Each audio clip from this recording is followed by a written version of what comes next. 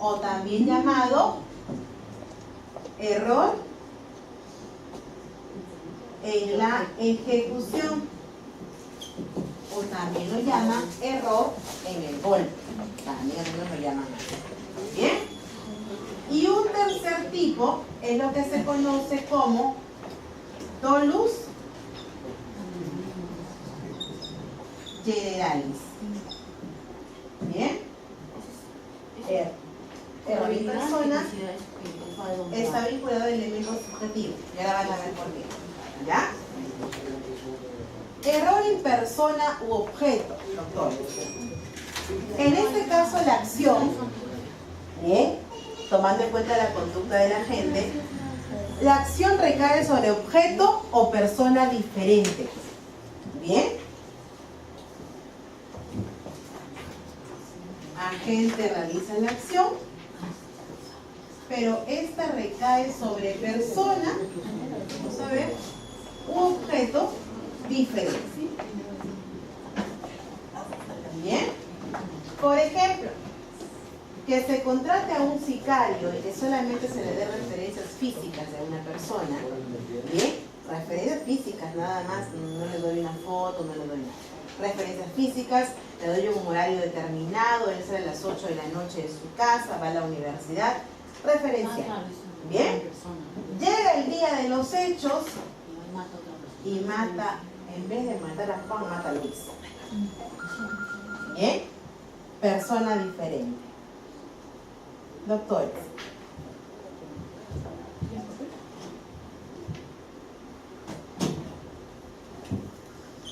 Error en cuanto a la identificación. El hecho de que mate a Juan y no mate a Luis, ¿lo exime de responsabilidad? ¿Lo exime? No. Igual hay dolo en la conducta. ¿Bien? Igual hay dolo en la conducta.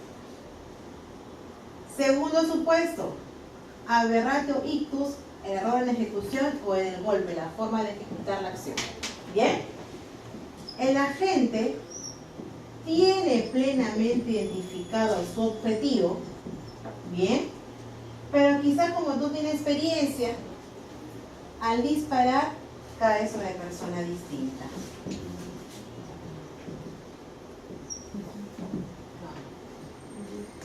¿Advierten la diferencia? ¿Sí? Objeto errado, ¿no? Aquí, forma de accionar errada, forma de ejecutar errada. Doctores, ¿cómo se calificaría este hecho? Él es su objetivo principal y mata a esta persona. ¿Cómo se responde respecto al segundo? Homicidio culposo. Primero, tentativa de homicidio.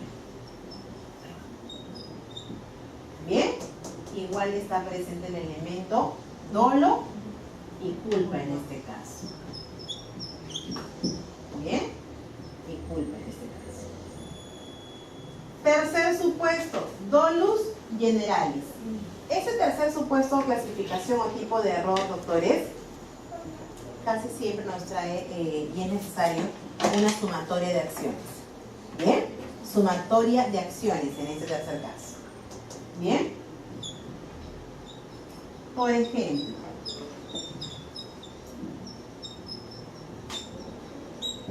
¿ustedes recuerdan este caso muy sonado en su oportunidad del joven Marco Arenas?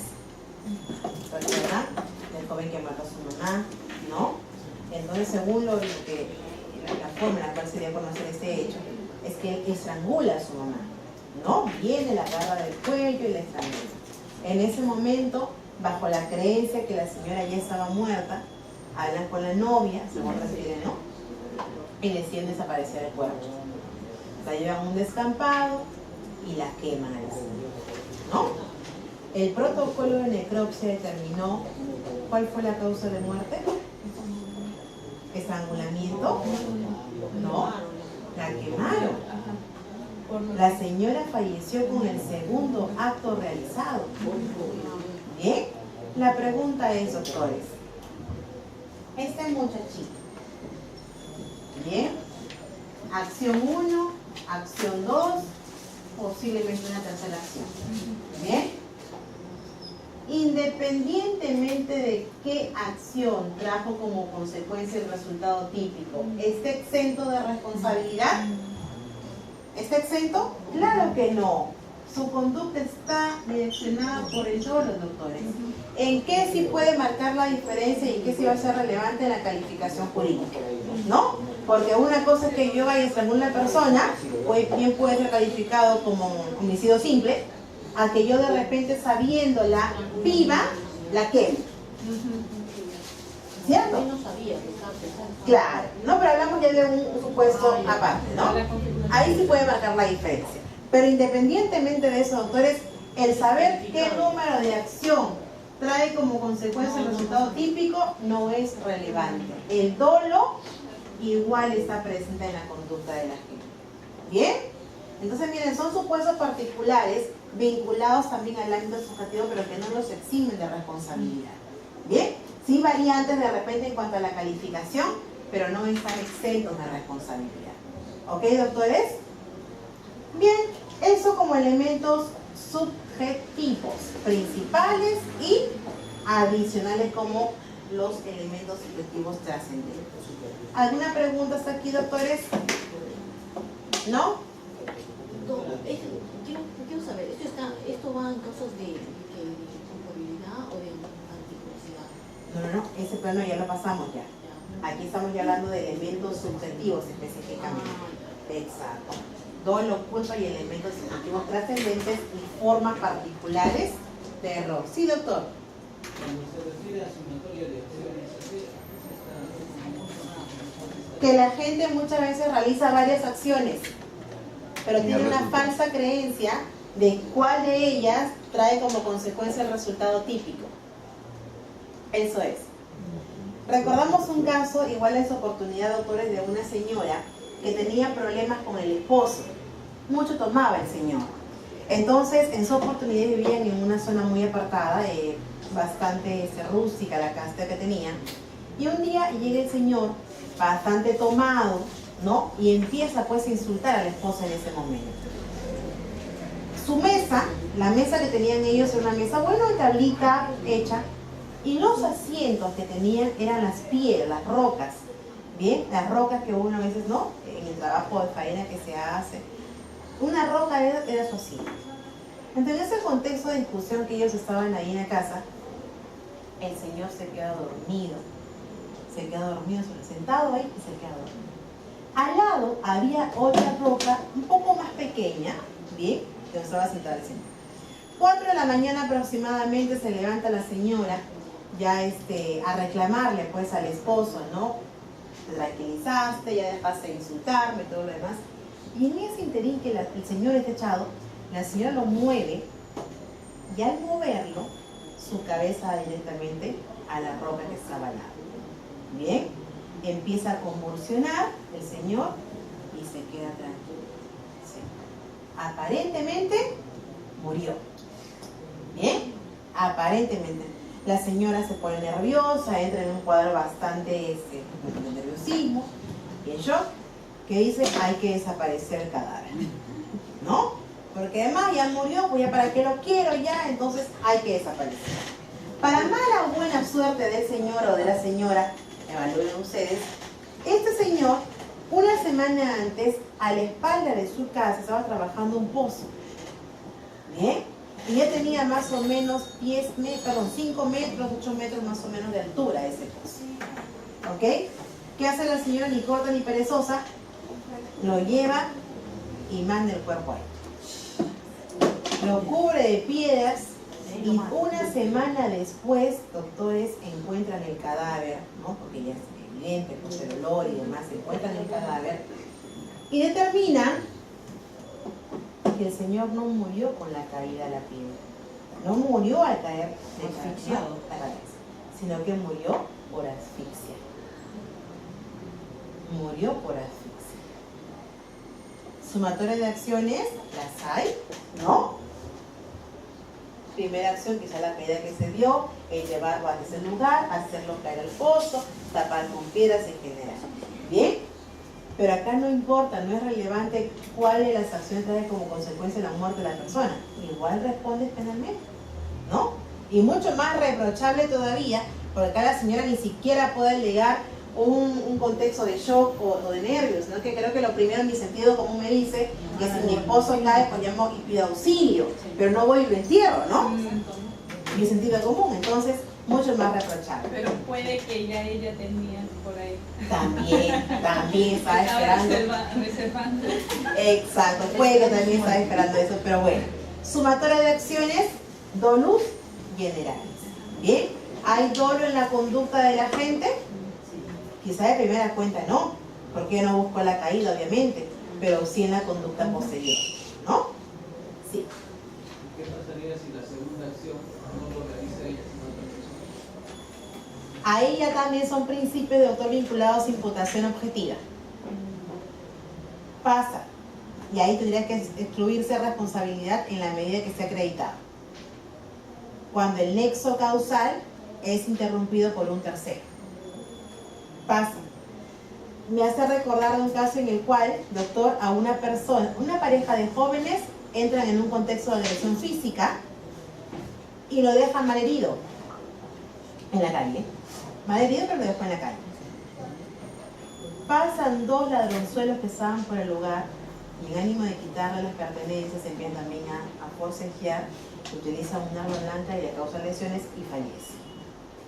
Todo iba en contra de la persona con la que tuvo la agresión, porque habían testigos que incluso lo vieron pelear con esta persona. De primera cuenta, ¿a quién le van a imputar ese resultado típico?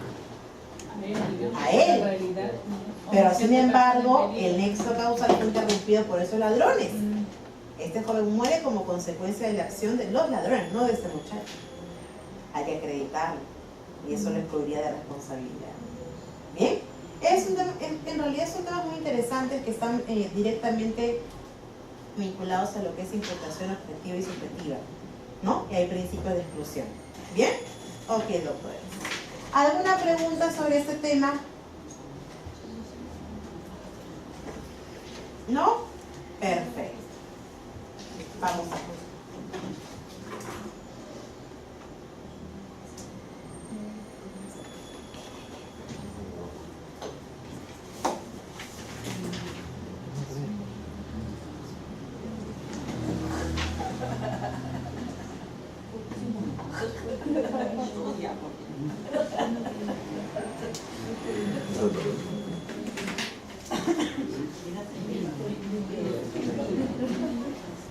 Muy bien, doctores.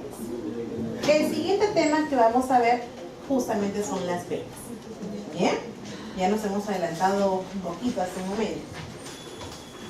Vamos a ver. Las penas. ¿Bien? Ustedes bien saben, doctores, que como consecuencia jurídica, ¿no?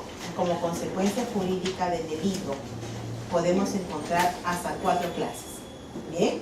Como consecuencia jurídica, hasta 4 clases. La primera, pena como tal. La segunda, reparación civil. Tercera, medidas de seguridad. Y cuarta, las llamadas consecuencias accesorias. ¿Bien? Eso como consecuencias jurídicas en general. Penas,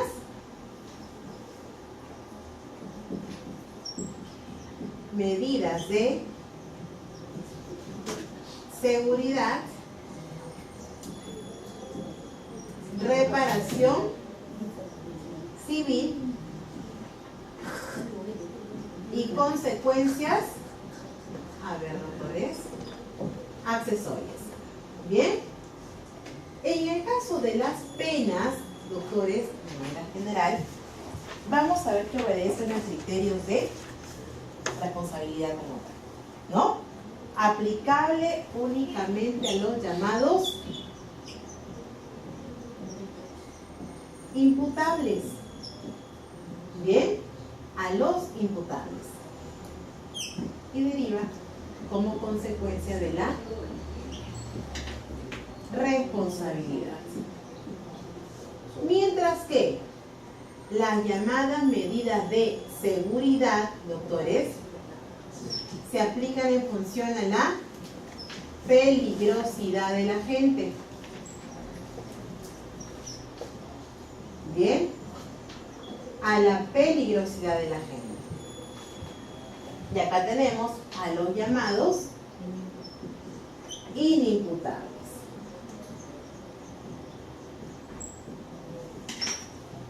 Relativos o absolutos. Bien, peligrosidad versus responsabilidad. ¿Qué tenemos como medida de seguridad según nuestro código, doctores? Aquí tenemos el internamiento,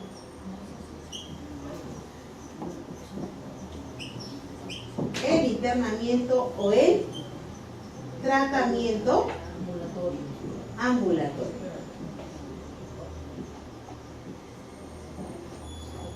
Bien, eso como medida de seguridad, contraparte a las penas en este caso. Bien, en el caso, doctores, de las penas, vamos a ver la siguiente clasificación. ¿Puedo borrar? ¿Sí?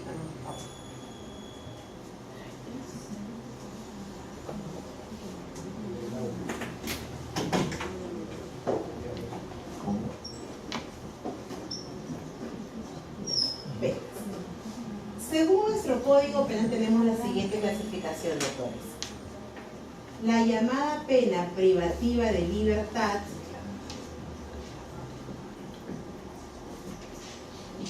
bien, tenemos la llamada restrictiva,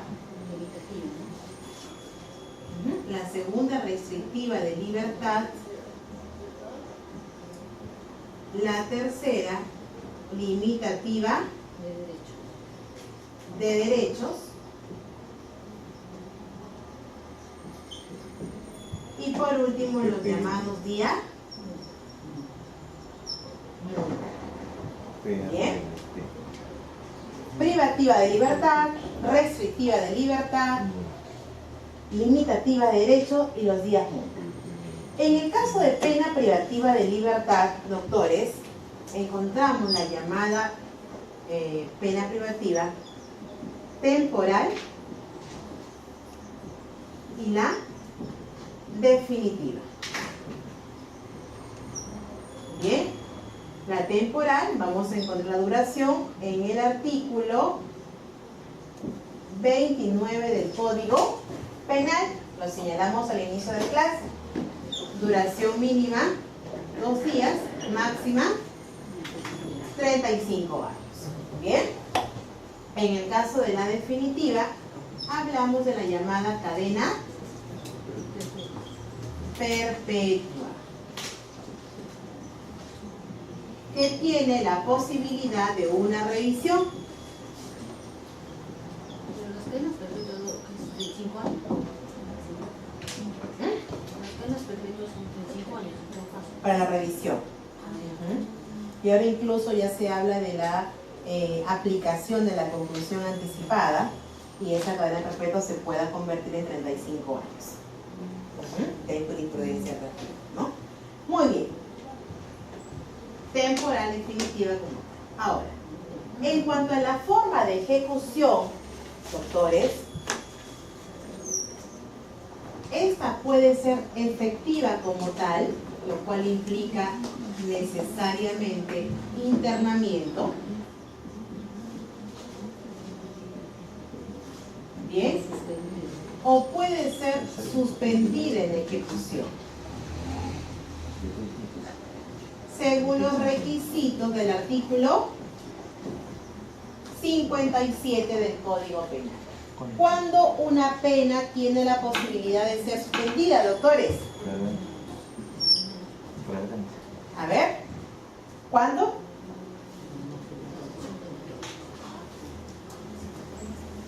Primer supuesto, cuando no sea mayor a 4 años, ¿no?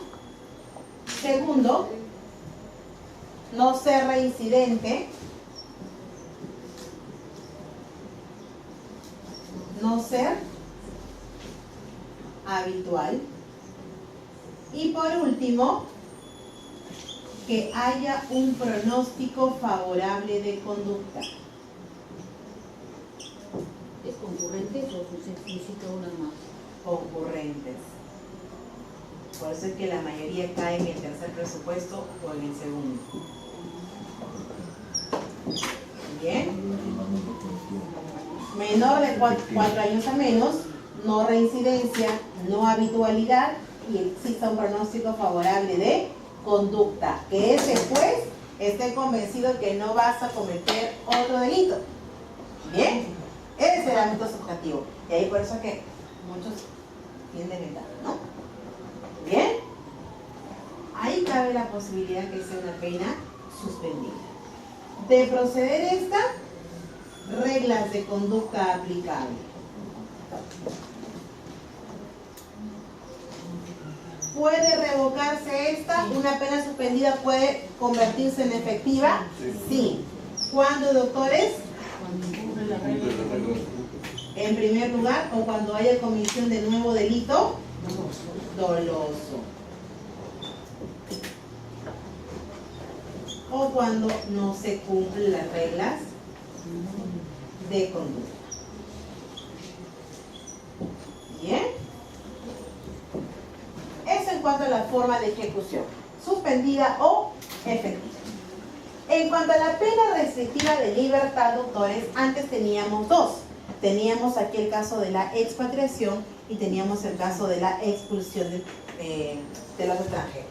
Hoy en día hemos quedado únicamente con la expulsión de los extranjeros, para lo cual se exige, doctores, cumplimiento de pena.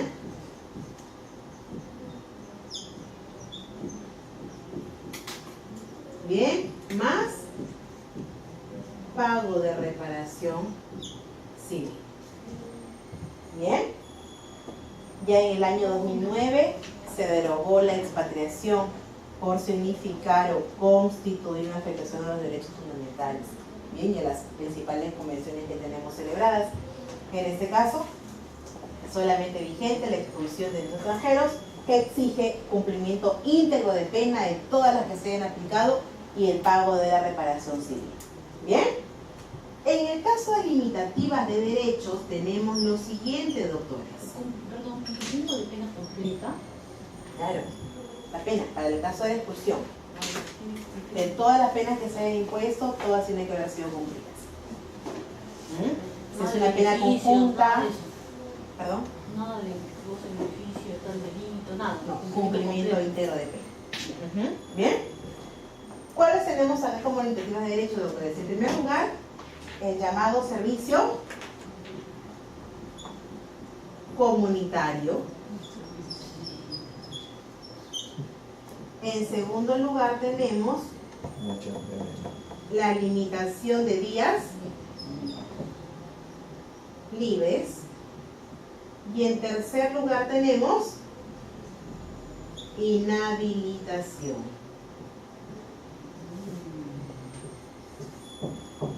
Bien. Las dos primeras ejecutadas a través de jornadas.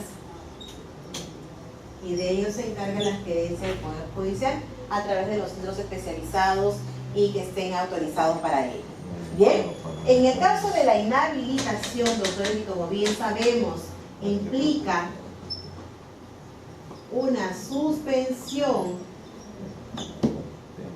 ¿no? O cese de ciertos derechos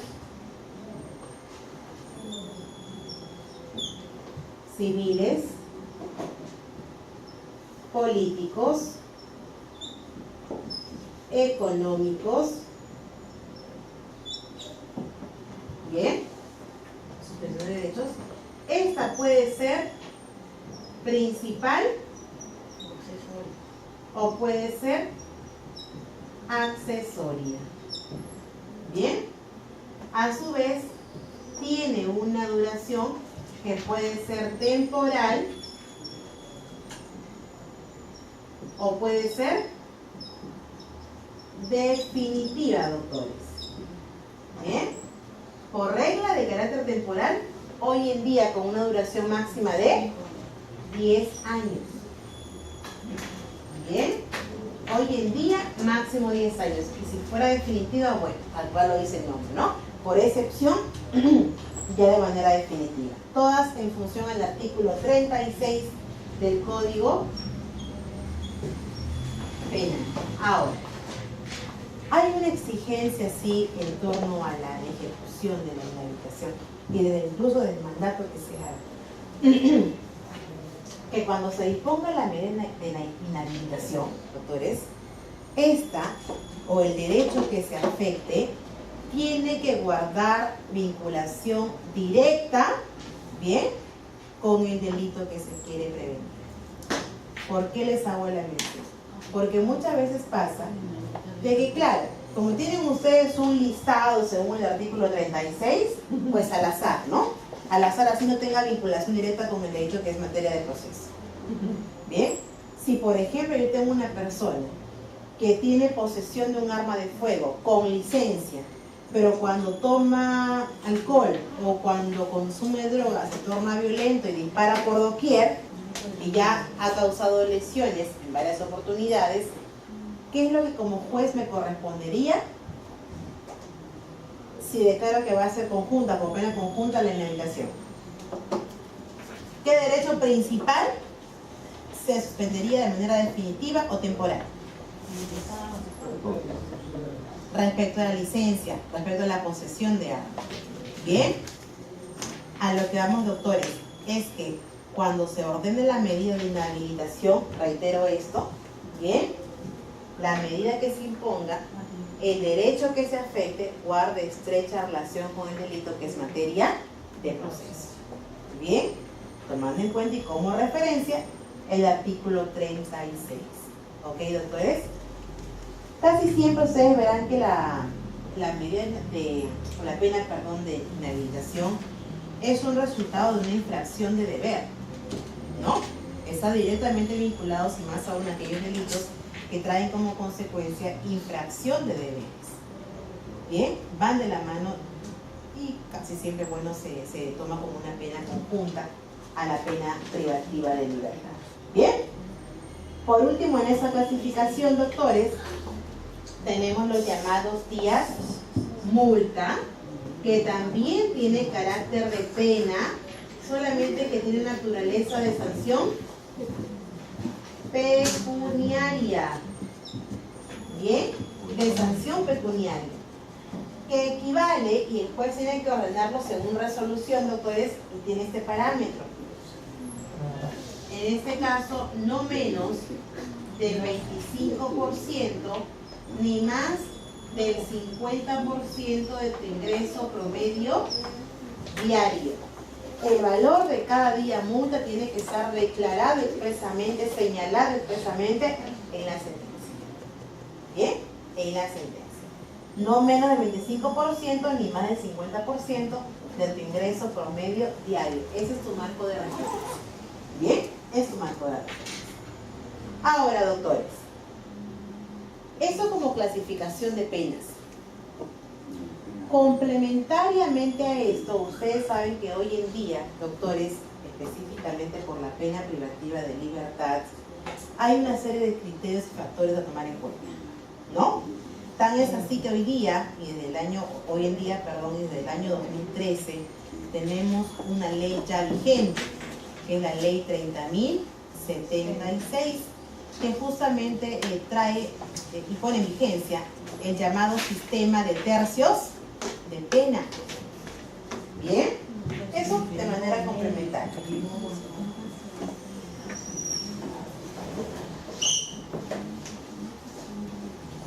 Para efecto de determinar la llamada pena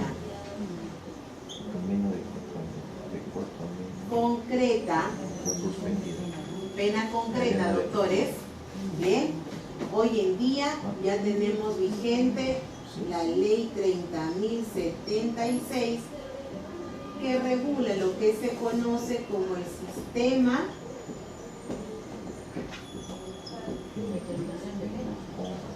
de tercios sistema de tercios de pena. Bien, hoy en día hablamos de eso. De un sistema que establece parámetros, límites, doctores, cuando corresponda determinar la pena concreta.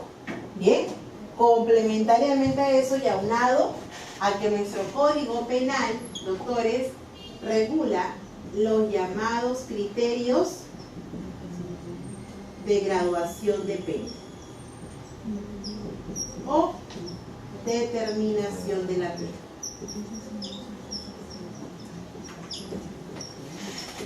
Bien, clasificándolos estos como criterios generales y específicos. Bien, específicos, genéricos y específicos cualificados o privilegiados. Bien, eso es lo que hoy en día, doctores, son factores tomados en consideración para cuando corresponde ya fijar la llamada pena concreta, ¿no? Antes teníamos en todo caso, una ausencia de restricción, básicamente cuando correspondía determinar la pena concreta. Por ejemplo, una muestra nada más de eso es la llamada figura de confesión sincera, ¿no? Hace 10, 15 años, 20 años atrás, no había ese parámetro, ¿no? Simplemente decía, artículo 136, se podrá o se atenuará prudencialmente la pena, decía la norma. Y muchas veces esa atenuación prudencial nos ponía en el supuesto de penas cuyo mínimo era 10, 12 años a un mínimo de 4 y con carácter suspendido, ¿no? Pero ¿cómo va a ser posible eso? A mí la norma solamente me dice que yo puedo reducir prudencialmente la pena. Y si me dicen eso, yo puedo incluso llegar, si lo tengo a bien, hasta 2 días. Porque es mi extremo mínimo. No había restricción. Hoy en día no, doctores. Hoy en día ya encontramos, y más aún con el sistema de tercios de pena, ya ese magistrado tiene parámetros exactos, ¿no? Por lo menos para que pueda fijar, bueno, exacto, con un margen variable en todo caso, y pueda situarse pues en tercios con marcos mínimos y máximos. Bien, exacto, ¿no? Ya pena abstracta dividida en 3 en este caso, y ya ahí entra a tallar los criterios de graduación o de determinación, generales, específicos, a su vez genéricos, cualificados o privilegiados. Bien, ¿dónde encontramos esto? Artículo 45 y siguientes del Código Penal. Bien, 4, 5 y siguientes del Código Penal. Muy bien, doctores. ¿Podría en el caso de los criterios solicitados? Ya. En este caso, el artículo 45, ahí siguiente, doctores, hace mención a un listado de circunstancias, atenuantes y agravantes. Bien, todo ese listado, doctores, vamos a denominarlo circunstancias de atenuación o agravación genéricas. Todo ese listado. Pero sin embargo, las cualificadas o privilegiadas son aquellas que me dan la posibilidad de ir sobre el máximo legal o por debajo del mínimo legal. Bien, y eso lo vemos del cuadro 5A, B, C, D y demás, ¿no? Y demás. Como que también en algunos casos son propios de cada delito. Ojo, ese tema en realidad, el tema de pena es pena concreta, sobre todo es bien amplio. Pero así vamos a distinguirlo, doctor. ¿Bien? Los criterios específicos cualificados, por ejemplo, reincidencia, habitualidad, condición de sujeto activo, usar a menores de edad, Me permiten ir sobre el máximo legal. Bien. En cambio, los criterios específicos privilegiados por debajo del mínimo legal. ¿Cuáles, por ejemplo? Tentativa. En el ámbito procesal, terminación anticipada, conclusión anticipada, trámite de conformidad. ¿Bien? Por debajo del mínimo. Eso es lo que se conoce como criterios de atenuación, privilegiados o cualificados. ¿Bien? Ok, doctores. ¿Alguna preguntas aquí? ¿No? ¿Todo quedó claro? Perfecto. Vamos a hacer.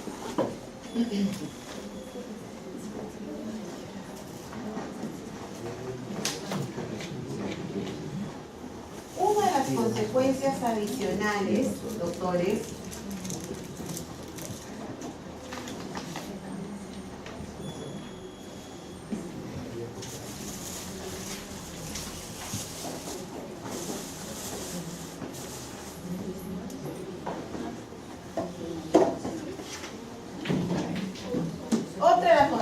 jurídica que tenemos en nuestro, como consecuencia de la comisión de un delito, es la llamada reparación civil.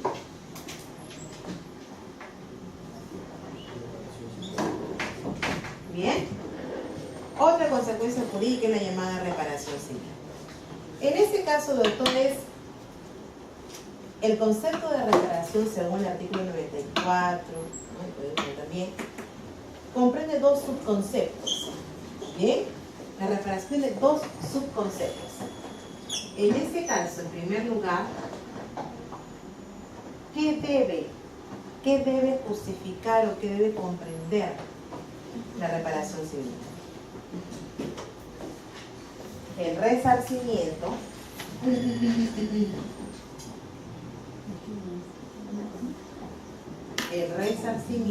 por el daño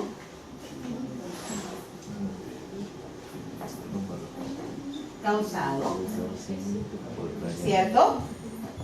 Hay un concepto de resarcimiento por el daño que se ha causado, ¿no? ¿Y qué otro concepto comprende? Habían estado muy calladitos, doctores. A ver. Conceptos como daño emergente, lucro cesante, ¿verdad? Siempre cuando hablamos de reparación civil, doctores, y en la medida que sea posible esto, buscamos que a través de ella se restituya el bien jurídico afectado, ¿cierto? De ser posible esto. Entonces, en primer lugar, tendríamos una restitución del bien jurídico afectado o el pago de su valor más un resarcimiento por el daño ocasionado. ¿Bien? Restitución del bien jurídico afectado, de ser posible, claro está, o en todo caso el pago de su valor. ¿Bien? Esto comprende. Tiene que ser reparación una sumatoria de ambos conceptos. Dentro de lo que es resarcimiento como tal, claro, lucro cesante, daño emergente. Bien, lucro cesante y daño emergente. Y complementariamente a eso, ¿qué principio, doctores, para reparación civil? ¿Qué principio entra a taller acá para fijar reparación civil?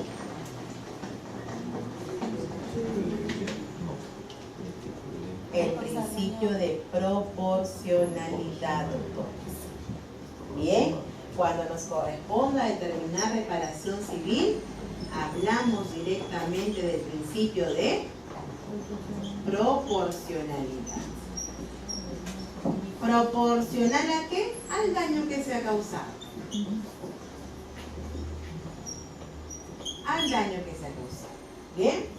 Reparación civil, por tener carácter patrimonial, doctores, porque su naturaleza es esa, bien, tiene carácter patrimonial, puede ser un concepto renunciable como tal.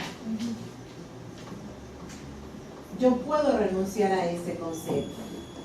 Puede ser y es en sí un concepto hereditable, se puede heredar. Bien. ¿Puedo yo negociar la reparación civil? ¿Se puede negociar? Se pueden aplicar técnicas de negociación. Bien. Básicamente por su naturaleza patrimonial en este caso. Por eso es que ustedes muchas veces van a ver que, por ejemplo, en delitos contra el patrimonio, ¿no?, toman como referencia la preexistencia del bien sustraído y la cuantificación correspondiente, ¿no? Primero ver y se acredite que existió ese bien y en cuánto se ha valorizado. Y sobre esa base agregar un concepto de indemnización, ¿no? Muchas veces desproporcional absoluto, pero bueno, se supone que es la sumatoria de conceptos. Bien. Doctora, disculpe, ¿y en el caso del Estado puede renunciar, puede negociar también? Sí, porque incluso en alguna oportunidad se ha visto de que cuando sean reparaciones de 500 soles a menos, se ha exonerado del pago. También. Bien.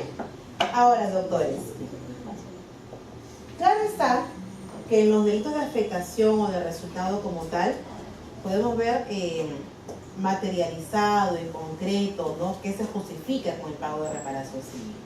La pregunta es, ¿qué pasa en los llamados delitos de peligro? Exacto. Que no me exige un resultado, ¿no? Vas a simplemente crear un riesgo para ese bien jurídico, por ejemplo, tenencia ilegal de armas, conducción en estado de ebriedad. Bien, hablamos de figuras de peligro, en lo cual, si somos objetivos, no se ha dañado nada, por decirlo así. Bien, ¿cómo se justifica una reparación civil en los delitos de peligro?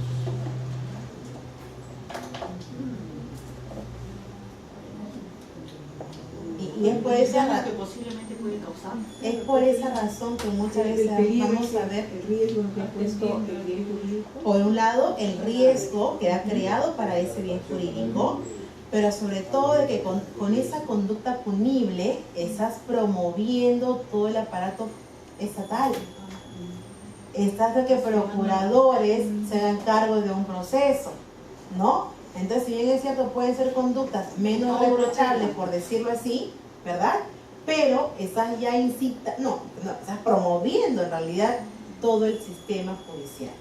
Y ese movimiento tiene que ser justificado, resarcido como tal para el Estado. Por eso es que muchas veces se cuestiona de que en esos casos son las reparaciones más bajas que encontramos. Conducción en estado de ebriedad, 300 soles, 200 soles, 500 soles a lo mucho. Tenencia ilegal de armas, en igual sentido, ¿no? Doctora, sí que sea un... De los agentes te dan ya partida. Claro, está la referencial ahora. Claro, pero por regla siempre son reparaciones mínimas a ver. Sí, doctor. Sí que sea omisión culposa o lesiones culposas, el monto. No, ya hablamos de resultado ya. Homicidio, ya hablamos ya de resultado, lesiones, homicidio, no. Hablamos solamente de figuras de peligro, que no hay un resultado posterior. ¿Cómo se justifica esa reparación civil? ¿Bien? Ok, entonces ahí está la justificación, que básicamente es en la movilización que se hace. Muy bien, doctores, eso en cuanto a la reparación civil. Una cuarta clase, no como consecuencia jurídica, las llamadas consecuencias accesorias aplicables a las personas jurídicas en este caso. Naturaleza propiamente de sanción o pena como tal no la tiene, ¿no? Son medidas de carácter administrativo básicamente que se aplican a las personas jurídicas, pero que en la práctica, doctores, en la práctica se tiene mucho cuidado para aplicarlas. ¿Por qué? Porque así sea una suspensión de actividades de carácter temporal, y más aún si de repente hablamos de una disolución de persona jurídica, por los efectos colaterales muchas veces no se aplica esto, ¿no? Y nos limitamos únicamente a una responsabilidad de persona, gerente como tal o representante. pero aplicable como una consecuencia de la persona jurídica, salvo que hablemos de lavado de activos. Y muy de carácter excepcional. ¿Bien? Porque entraría a entrar en colisión con derechos de acreedores, de trabajadores, por ejemplo, y es por eso que se es muy renuente a su aplicación. ¿Bien? Doctores, finalmente, en cuanto a la persecución penal, reglas de prescripción. ¿Bien? Ustedes saben de que todo delito, doctores, ¿prescribe o no? ¿Los delitos prescriben o no prescriben? ¿Todos?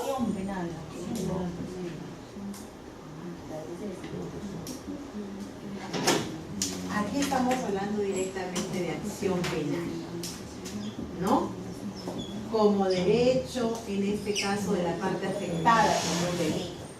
¿Bien? Doctores, ¿la acción penal prescribe? Claro que sí prescribe. ¿Bien? A tal punto que lo tenemos incluso como una excepción.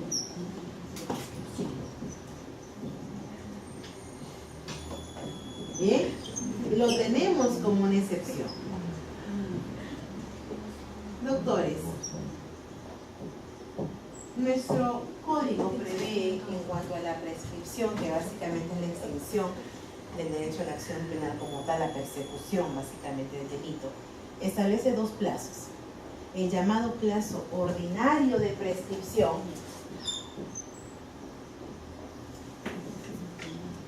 bien, y el plazo extraordinario de prescripción. Bien, el plazo ordinario vamos a aplicarlo, doctores, cuando no hay intervención ni del Ministerio Público ni del Poder Judicial. ¿Bien? Aún no intervenimos. El plazo extraordinario, por su parte, ya lo aplicamos cuando sí encontramos intervención, Ministerio Público o Poder Judicial. Por ejemplo, una persona X es víctima del delito de usurpación. ¿Bien? Pero que en un contexto de quizás solución o esperanzada en que se le dé una solución, ¿bien?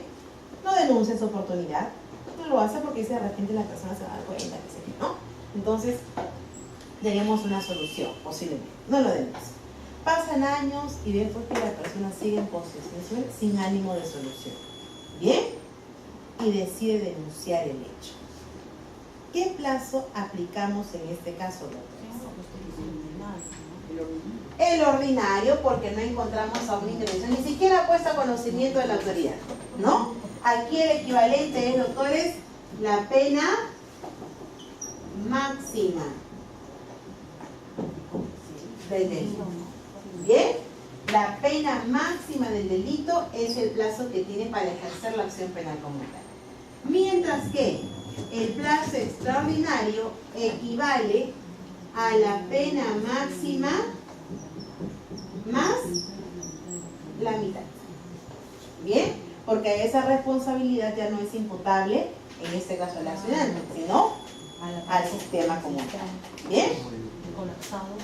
Pena máxima más la mitad en ese caso. Esas como reglas generales, porque ahora podemos encontrar también reglas particulares. Por ejemplo, si el agente es funcionario o servidor público, ¿qué pasa en este caso? ¿Cuándo prescribe para ellos? Se duplican los plazos. ¿Bien? El plazo viene a ser el doble de la pena. ¿Qué pasa en los supuestos de faltas? Hoy en día, desde el año 2013, faltas que prescribía al año, ¿cierto? Antes. Con la modificación del año 2013, ley 30.076, también hablamos de 3 años a la fecha. ¿Bien? En el caso de faltas, 3 años. Supuestos de responsabilidad restringida, doctores. ¿Cuándo estamos ante supuestos de responsabilidad restringida? Jóvenes entre 18 a 21 años o mayores de 65. ¿Cuándo prescribe para ellos la acción penal como tal? A la mitad de la pena máxima.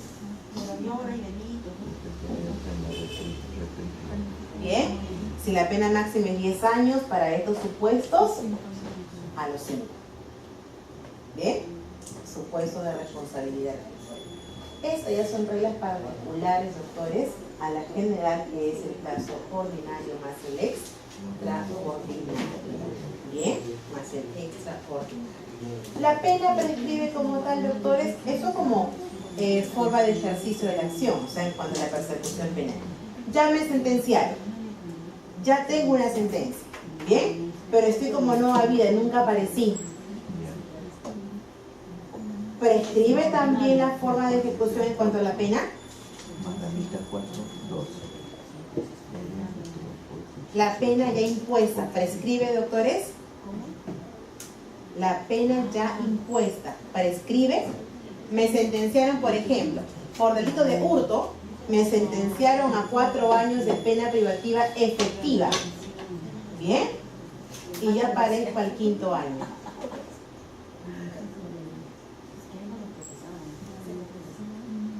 Ya puedo tranquila aparecer al 5º año y decir, bueno, ya pasaron 4 años, ya sobreentiendo que mi pena ya prescribió. ¿Es factible eso? No. La pena se ejecuta desde el internamiento correspondiente si fuera efectiva, ¿no? Si fuera efectiva. Fuera de eso, ¿la pena prescribe? Sí. Sí prescribe, doctores. En la medida que haya los requerimientos correspondientes, equivale al máximo de la pena que se aplique. ¿Bien? Muy bien, doctores. ¿Alguna pregunta aquí? ¿Quedó clara las reglas entonces? Sí. Respecto a lo último que dijo, que en un caso cuando si la pena, no, le ponen una sanción de 5 años, de 4 años y la persona X que estaba sentenciada aparece el 5º día, ¿prescribe? No, no prescribe. No prescribe. Se ejecuta desde que Si es lo capturan capturado al el 5º internamiento. año, recién de ahí Se se ejecuta. ejecuta a los 4 años. Se ejecuta. ¿Bien? Muy bien, doctores, si no hay más preguntas, con eso concluimos la clase del día de hoy. Buenas noches. Gracias. Gracias.